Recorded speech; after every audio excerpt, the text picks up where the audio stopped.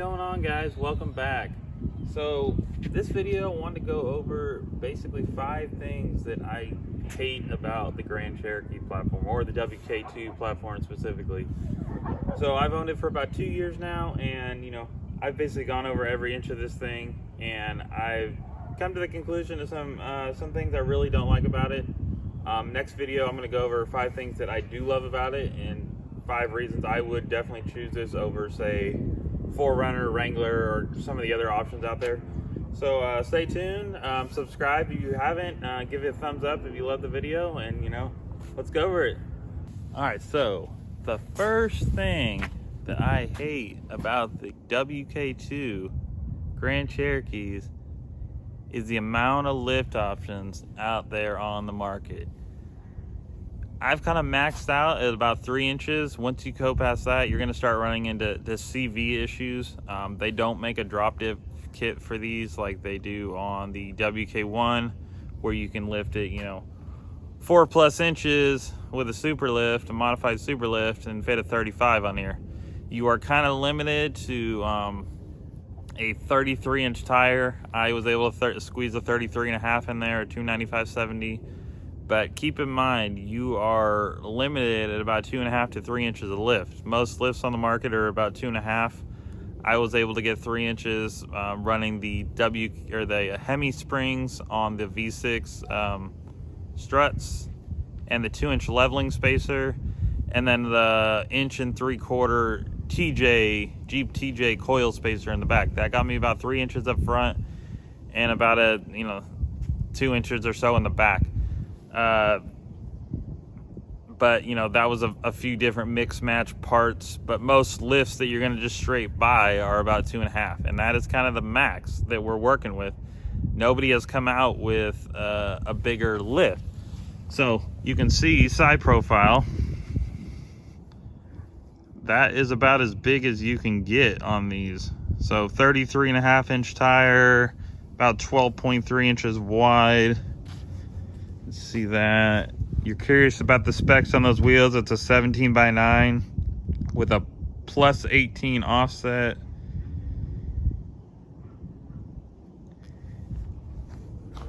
And 295/70 Maxxis Razor.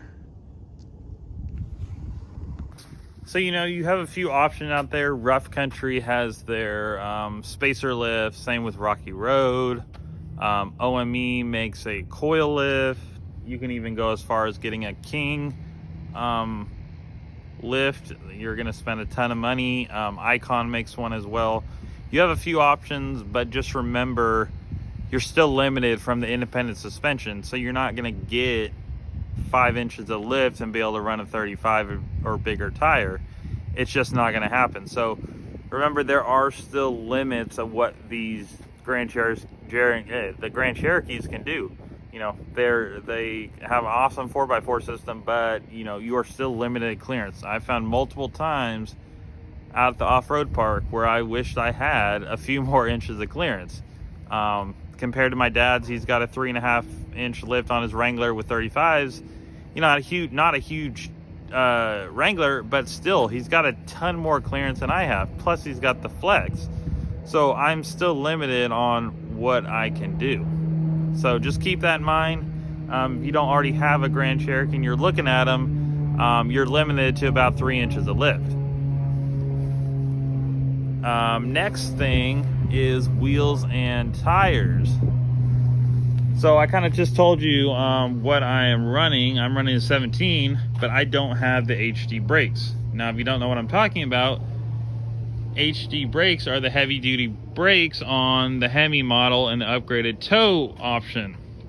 And the way to tell that is you take off that back wheel, look at it. If you have a vented rotor, it means you have HD brakes, meaning the rotors are a little bit bigger. Well, the problem with that is you can't run a 17 with those HD brakes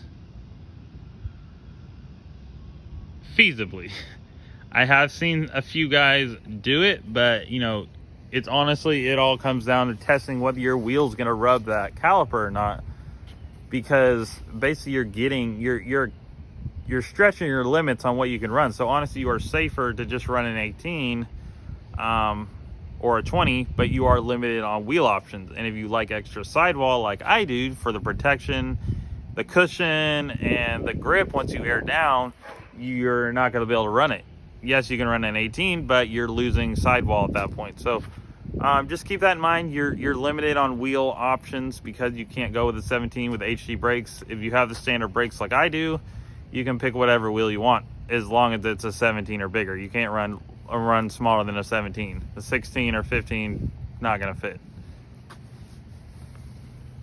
So third is the lack of skid plates from the factory.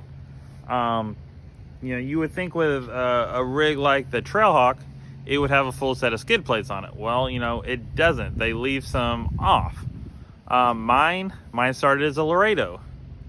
Mine literally was about as basic as you can get, minus, you know, I had the upgraded radio and it had the hitch and whatnot on it. But either way, I have cloth seats and, you know, I have standard brakes.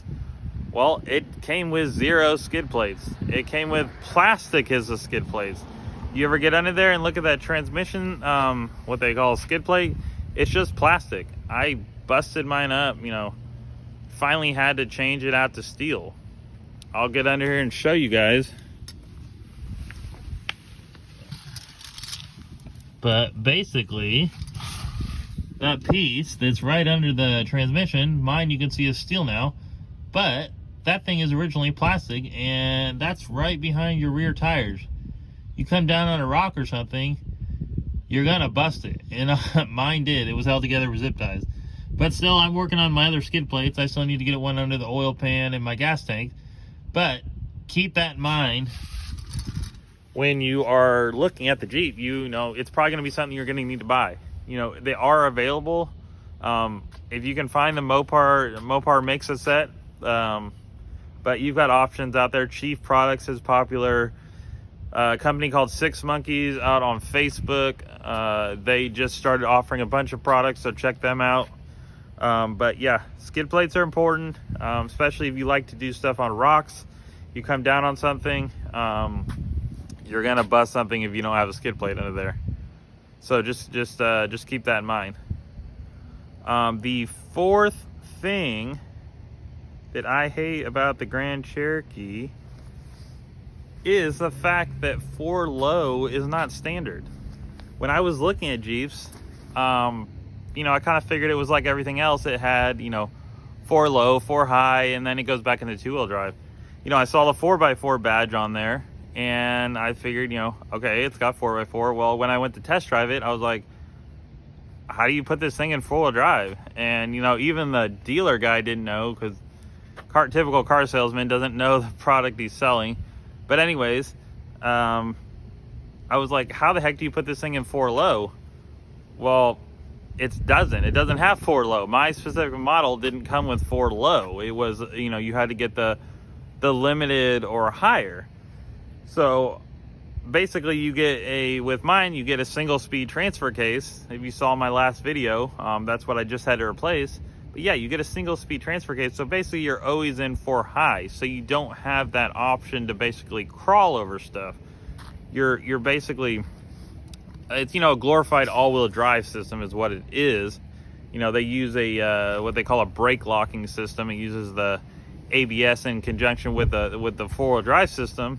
Well, you know, it's better than a standard open diff setup, but still you don't have 4 low. But even then, on some, you know, older model Cherokee or whatnot that, you know, has open diffs, no lockers, you're still getting 4 low. So I don't have that option, but, you know, don't let that scare you off from getting one that doesn't have 4 low. I just wish Jeep made 4 low standard on all the models, so you're not kind of, you know, caught off guard basically when you go to buy one. So, you know, keep that in mind. If you get a Trailhawk, obviously you get the QD2, so you get everything. You get the limited slip in the back, you get the low range, whatnot. But if you're looking at a Laredo or some of the altitudes, you know, they're gonna come with probably a single speed transfer case. You're gonna have to make sure it's got that little dial in the center that, you know, you can put it in rock mode or sand, snow, whatever. That'll tell you if it has low range, and you get the QT2 at that point. So the last thing that I want to go over, and honestly the most important to me, is the lack of aftermarket support for these things. I just now have seen more companies coming into the market selling these. 2 years ago when I bought this, honestly, the only thing out there was Chief Products. Off-Road Animal was starting to offer more stuff, but Chief Products was your main one. Well, the problem was, you know, with Chief Products, also Rocky Road, is you take a company, you know, and you get more demand for it, well, they're going to fall behind, and you're going to be waiting, you know, 6 months to get your stuff in. Well, luckily I was able to find my lift stuff used, and I was able to get the spacers from Rocky Road used from somebody selling them. But yeah, that's kind of what has led me in the direction of making everything. You know, they don't make anything like that front bumper on the market. There is bash plates on the market, but I personally like what I've made more. I just think it fits better, and it's just better for what I wanted. I do have the Rough Country winch mount up front. You know, Rough Country gets a bad name for a lot of its suspension stuff, but with something like this, you know, it was good to go for me. I mean, it's worked fine. I've had no issues with it. I've used my winch multiple times now, so haven't had any issues with it. Those shackle mounts I made, there are a few companies out there, if you search around for it, you can find those shackle mounts.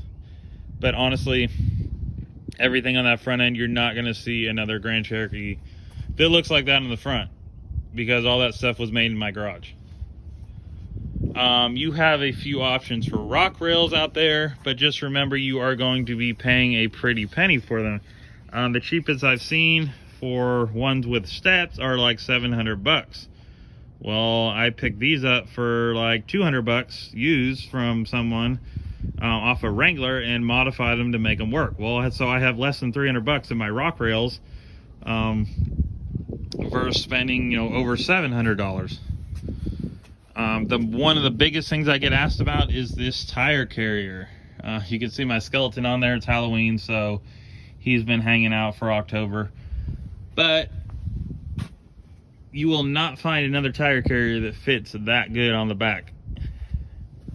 I spent lots of time figuring out how to make this fit as tight as possible. I had another one on the back that wasn't swing out, but it was a drop down style that was tight, but not even this tight. This is as tight as you can literally get on the back of this thing. I even bent in the bottom to contour to the bumper.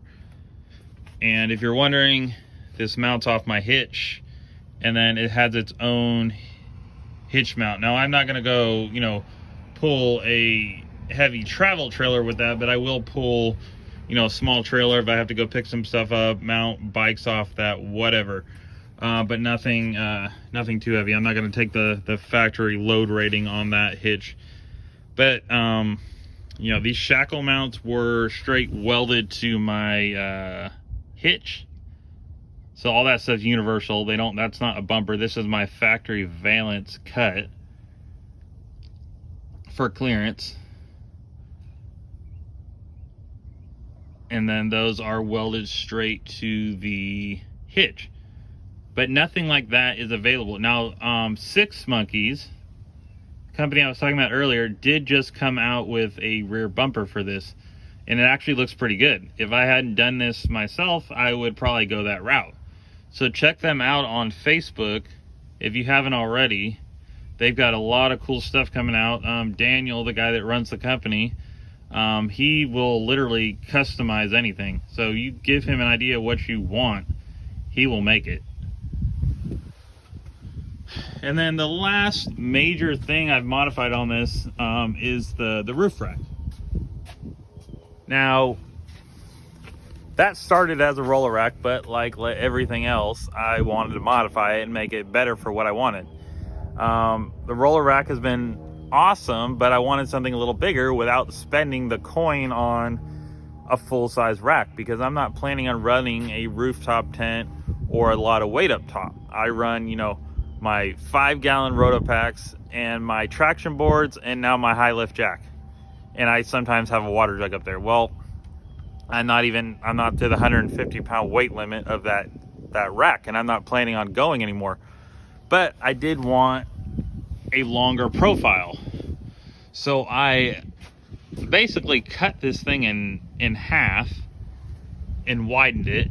You can see now it is basically as wide as these factory rails, even a little wider. I had to make that fairing, and then I bought their extension, but the extension was too long, so I had to even cut up the extension and make it exactly how I wanted it and re-weld that in. So this whole thing isn't just fit together with screws anymore. It is all welded together.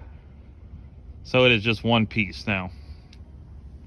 But you do have options out there. There's a lot of roof baskets on the market. Rolla's probably one of the number ones and the one I would recommend. I think they're like 170 bucks, but that'll get you the option. You can throw a tire up there if you need to. You can have your extra gas tanks. If you're in the mountains, I highly suggest getting extra gas tanks. You know, there's not exactly a gas station at the top of the mountain, so it's really good to have at least 5 gallons of fuel, depending on your mileage. You know, that'll get you, I don't know, 100 miles or whatever if you're getting 20 miles a gallon. So, you know, keep that in mind. That would get you out of a jam if you needed it. But, you know, that gives you the option to run stuff up top. You know, crossbars, a lot of people have asked about my crossbars. I'm always basically getting asked that question. But, you know, those were crossbars I bought off Amazon and removed the riser and bolted them straight down. So all in all, you know, those are basically the 5 things I really don't like about the Grand Cherokee. But don't let that hold you back from getting one. It didn't stop me. Honestly, it's expanded my creativity on what I can make. It kind of forced me to make stuff. I wasn't just able to just go out and buy it. So it kind of forced me to make it all. And it's kind of really fine-tuned my skills as a fabricator. I probably wouldn't be doing that if I had a Wrangler. So now on my next, you know, project, whatever that might be, after I get rid of this Jeep, I'll have that knowledge to really make, honestly, a badass rig. So, guys, I'm gonna do a second part to this video. 5 things that I really actually love about the Grand Cherokee and why I would pick it over some of the other options out there. So stay tuned on Friday at 5 p.m. Central Standard Time. I'm going to upload that next video. If you haven't already subscribed, go ahead and do that so you'll be notified when I get those new videos up. Give me a thumbs up if you haven't already. And also, if you haven't followed me on Instagram, the username is TRAILTROOPER WK2. Go on over there. I post a ton of pictures on there. You can see, you know, all the stuff I've done. I get on there pretty much daily. You know, a lot of you guys follow me on the Facebook groups too, so I'm kind of just all over the place. So I've got actually a new project I'm working on this week, so stay tuned. I'm not going to let y'all know, but you know, little hint, it's has to do with those exhaust tips in the back. You probably noticed in the video there's a couple dents on them, so I got a little plan for that. So just stay tuned, guys, for the next video, and we'll see you next time.